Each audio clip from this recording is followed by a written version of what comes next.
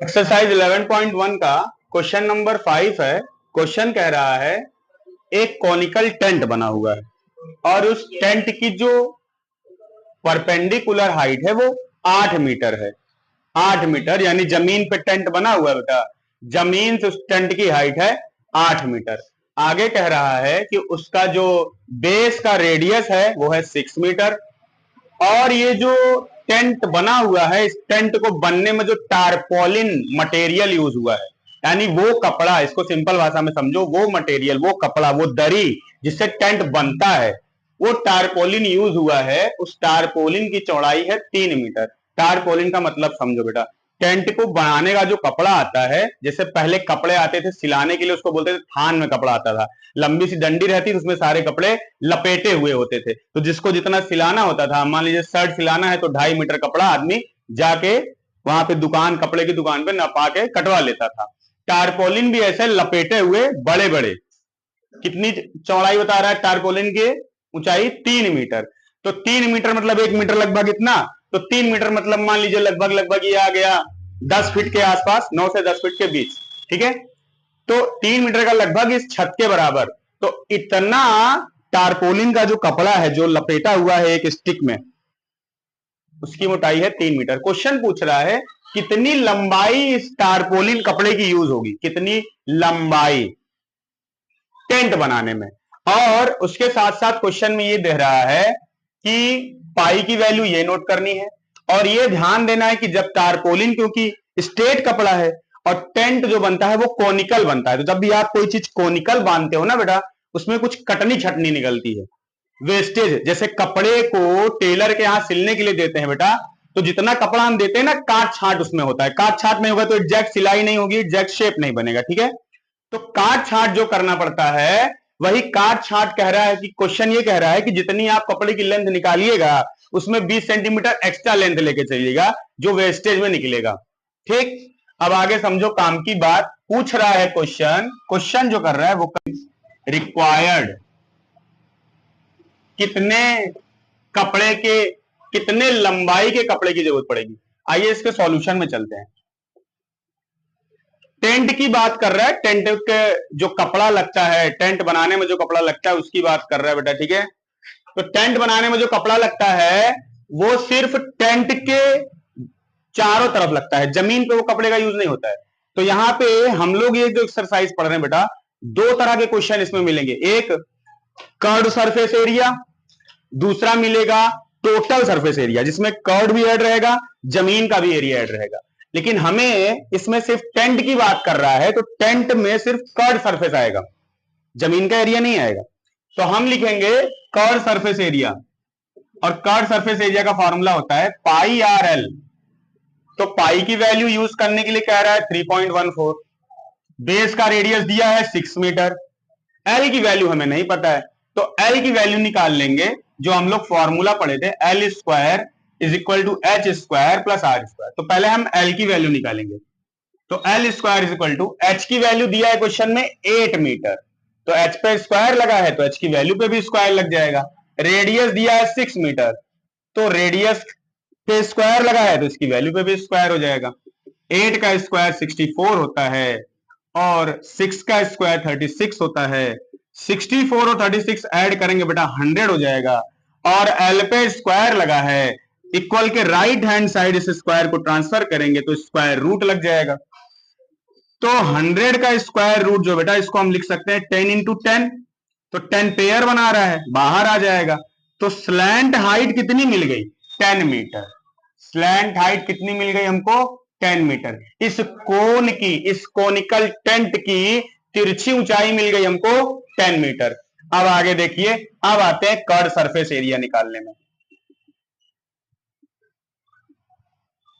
पाई R L, पाई की value ये रखना है, क्वेश्चन खुद दे रहा है। अगर किसी क्वेश्चन में पाई की वैल्यू स्पेसिफिक दी रहेगी तो वही रखेंगे। रेडियस हमारे पास है 6 मीटर, स्लैंट लेंथ आया है 10 मीटर। मल्टीप्लाई कर देंगे बेटा, 10 का मल्टीप्लाई पहले इसमें करेंगे, डेसिमल एक डिजिट यहां खिसक जाएगा, ऐसे रिप्लेस हो जाएगा, तो ये बन जाएगा 31.4 और इंटू 6, 6 से मल्टीप्लाई कर दीजिए, 6 4 जा 24, 2 कैरी, 6 1 जा 6, प्लस 2 8, 6 3 जा 18। डेसिमल के राइट साइड में सिंगल डिजिट है, यहां भी सिंगल डिजिट छोड़ के डेसिमल लगा देंगे, तो कर्ड सरफेस एरिया आ गया इसका 188.4 मीटर स्क्वायर। क्योंकि सारी वैल्यू मीटर में दी थी इसलिए कर्ड सरफेस एरिया आ जाएगा मीटर स्क्वायर में। अभी ये जो कर्ड सरफेस एरिया है बेटा इस टेंट का, वही दरअसल हमारे इस कपड़े का एरिया है। टेंट बनाने में जो कपड़ा यूज हो रहा है, जो टेंट का एरिया है वही तो कपड़े का एरिया है, क्योंकि टेंट बना ही इस टारपोलिन कपड़े से है।